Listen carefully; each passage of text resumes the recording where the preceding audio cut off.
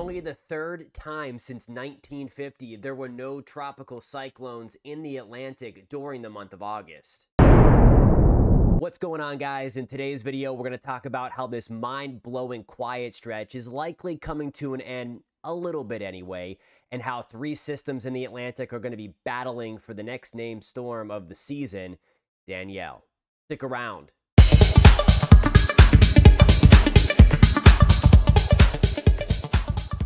Before we get into the video, I did want to thank all of our new subscribers and welcome everybody to the channel. Really appreciate you hitting that subscribe button. If you are finding us for the first time, we would love to have you on board as we break down all things weather. Please hit that subscribe button and hit that alert bell, and you will be up to date on all things weather. Starting with the satellite to show you where exactly these systems are. Again, there's nothing threatening land in the short term.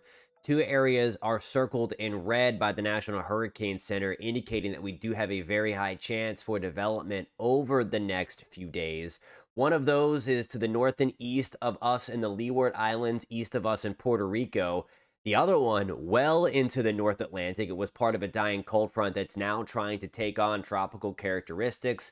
And then the third has a medium shot to develop. That's that orange shaded color, with a wave rolling off of the African coastline, impacting us in the Cabo Verde Islands as this moves out.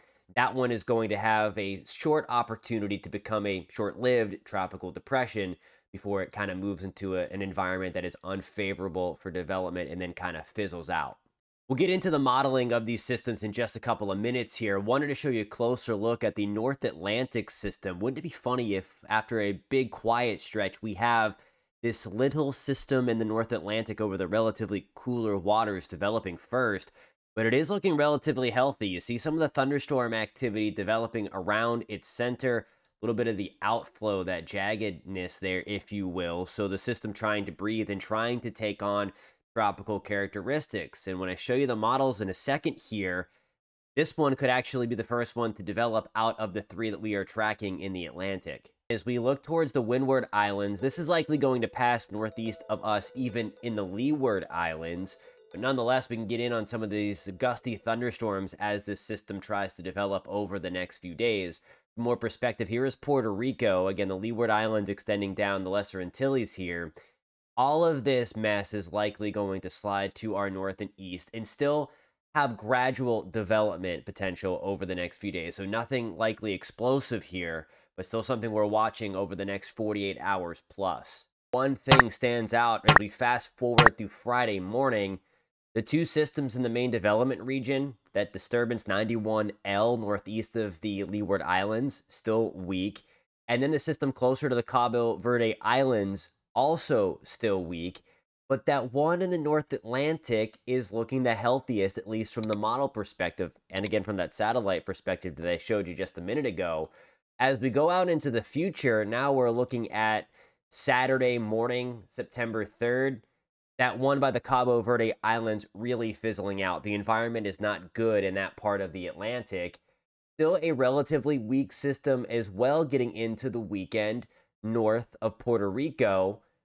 And then again, the strongest storm, relatively speaking anyway, is that system in the North Atlantic. So that could be the one that becomes our next depression and eventually gets the name Danielle. Again, pretty atypical, especially in August and into early September. Here we go into Saturday into Sunday. It's the same kind of thing. Thankfully, here north of the Caribbean islands, we still have that entity on the weaker side. Strongest storm of the bunch is still the one in the North Atlantic, and then only a weak signal popping up near the Cabo Verde Islands. We're going to go way out into the future now. Here we go, September 5th into September 6th. Same story. Two relatively weak systems here, one near the Turks and Caicos, one out in the Central Atlantic, and then no doubt the strongest of the bunch here, 979 millibar area of low pressure, moving towards the Azores. And then look at that, closing in on places like Spain, Portugal, the United Kingdom. So that would be an interesting feature to watch for places in Europe as we get into September 7th and September 8th. But in terms of development in the Atlantic, in the main development region, really on the weaker side. The GFS paints a very similar picture to the European in the evolution of these storms, wanting to develop the North Atlantic one first. So here we go. This is on Friday, September 2nd. And as you notice, the two systems in the main development region stay on the weaker side, while we do have a strengthening North Atlantic storm. So the one in the North Atlantic going to have a real shot at beating out those two to become the next depression or named storm of the 2022 Atlantic hurricane season. The one lone difference between the GFS and the European, and again, we're looking at the GFS, is making 91L, the one that is currently east of us in the Leeward Islands, much stronger. So here we go on Sunday, September 4th. There's that weak system in the central Atlantic that is now near the Cabo Verde Islands. There we go now on Monday, September 5th, with a very strong system in the North Atlantic and a strengthening system east of Bermuda. Taking this out further in time, again, that system that is currently near the Cabo Verde Islands completely gets washed out because of a very poor environment for development. So some good news there. For reference, here is Bermuda.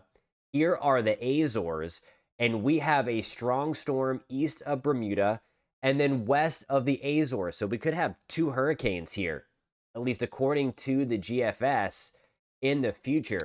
What is even more interesting is we still have a strong tropical system, likely a hurricane at this time.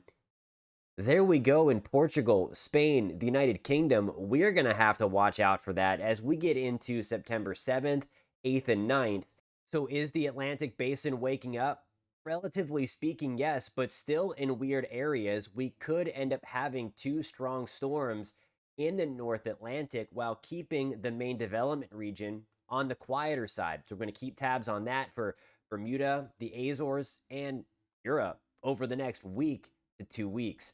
Thank you guys so much for tuning in. If you like the content we are putting out, please hit that subscribe button. Please hit the alert bell, and you will be updated on all things weather. Thanks again. We'll catch you next time.